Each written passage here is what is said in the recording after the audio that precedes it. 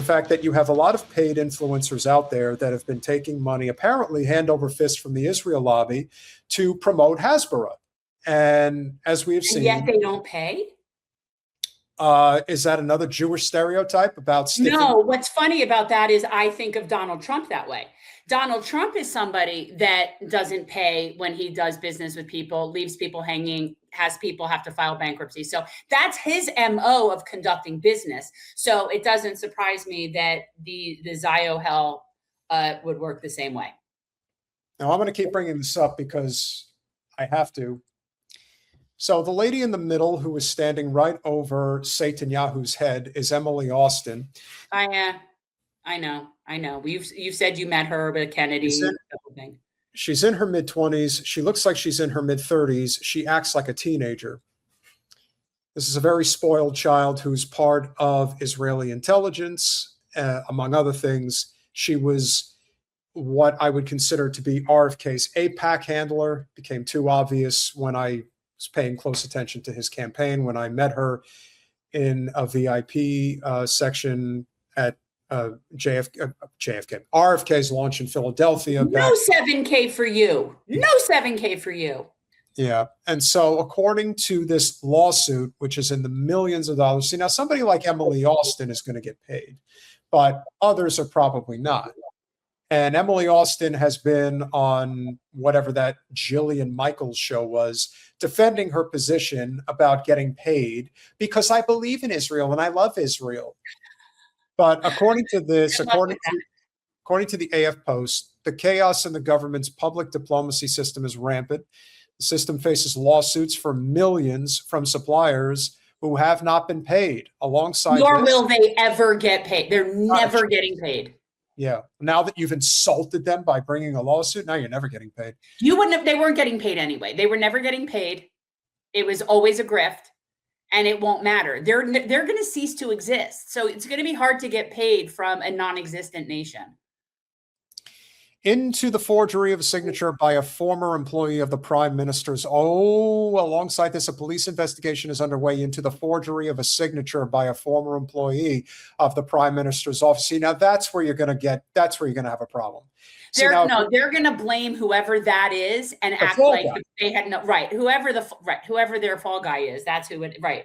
Whoever their version of Kristi Noem is on that end is going to take the fall. And this is the body that is supposed to manage the campaign for Israel's image in the world during wartime. Let me put it this way. The image that they have been cultivating, it's not working. It's only making matters worse, which only makes things better for us because we are thrilled to see things like this happen.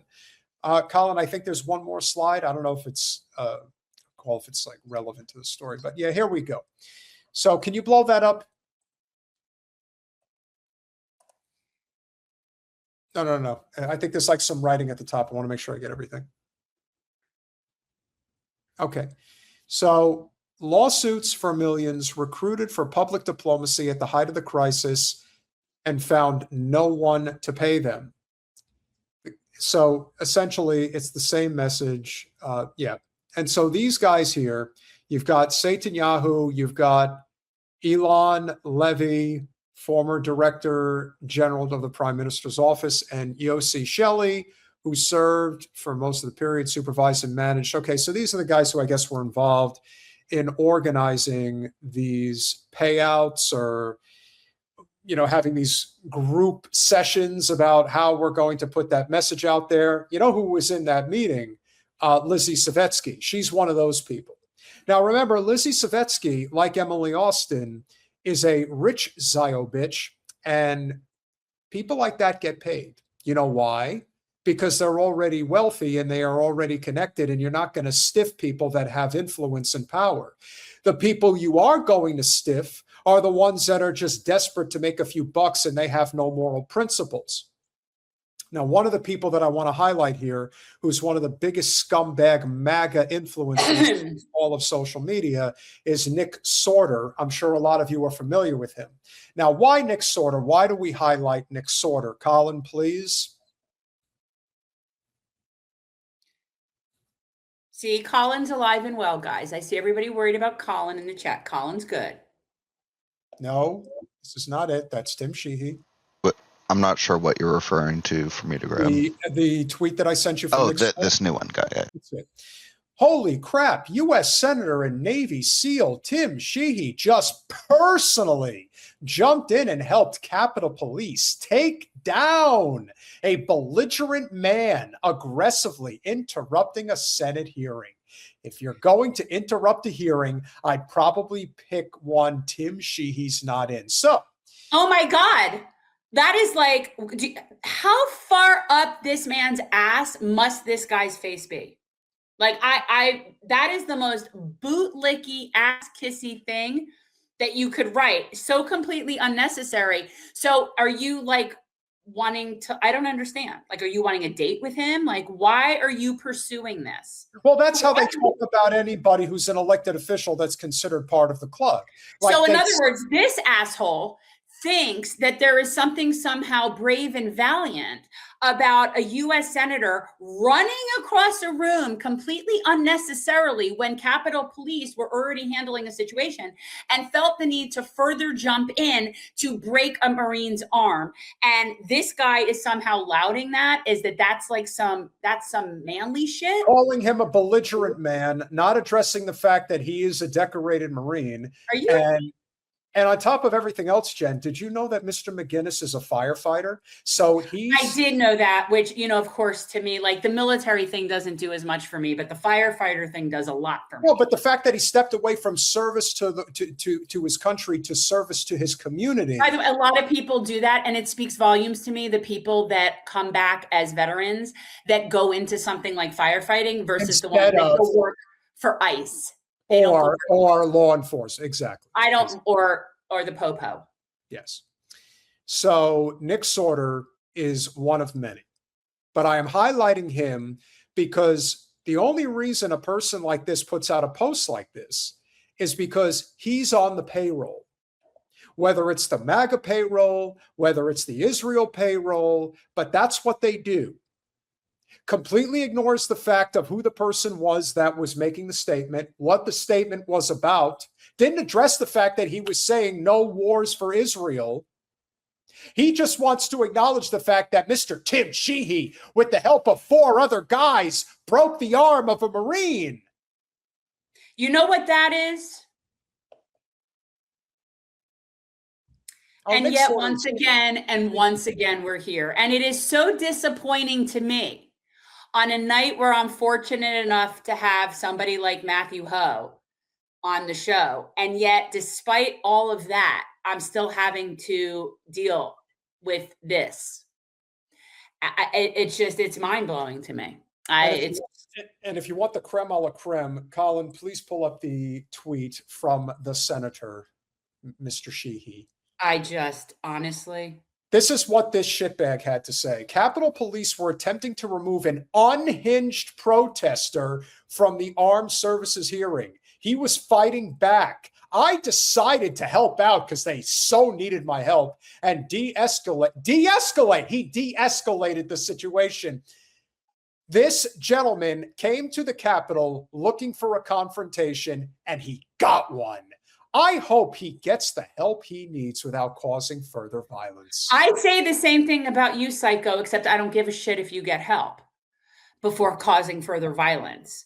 I hope that he gets sued, and I hope that he loses that seat because, quite honestly, this is disgraceful. Well, that's the problem. This is disgraceful. If there was something going on where no one was able to handle a situation, there were not Capitol Police there, somebody's life was in danger, and this guy jumped to and ran across the room because of that, okay, whatever. No, they had it under control. Nobody needed to get violent. Nobody else was being violent. And then he comes up and does this like a bully. And now he's bragging about it like somehow he saved the day. And then he mouths off to Anthony Aguilar. Anthony talks back to him, says, "You want some?" And he runs off. And then he started talking shit to our boo. And we're not going to friggin' have it. Mm-hmm. And he's taken over $600,000 from AIPAC. I just can't. That is a person who was bought and paid for. Period. That is the world that we live in. So the great noticing happens. And unfortunately, the change is not going to happen overnight. But the more you notice, the more and more people that you can bring into your orbit will notice. And slowly but surely, the change happens. Here's the problem, Carls. Those countries don't want us. Not anymore, they don't. And I got to tell you, let me tell you something. Scheinbaum, she should shut that border. She should actually be thankful that we built as much of the wall as we did. A really big, beautiful wall on the border. Let me tell you something. You want one more reason why the United States is in a lot of trouble because of our conscription to the state, to the genocidal state of Israel. For years, the U.S. hegemony, particularly the value of the dollar, was considered good as gold around the world. And despite not liking the Americans and wanting to take them in, they took them in because economically it made sense. The more the dollar continues to devalue, the less countries are going to be willing to open up their doors to let us in because our value just isn't the same as. Well, that's what are you bringing to the party? Nothing. What are you bringing? Nothing. Exactly. Well, I just honestly, arrogance. I find it so interesting how many people on that ridiculous like MAGA train have this mentality about that need for the border. We need a border. Those people down there, the Mexican people, they don't want to come here. Most of the people coming through there aren't from Mexico, but I can understand sure as hell why the Mexicans don't want us coming in there. Are you kidding me? And let's just say, final note on this point.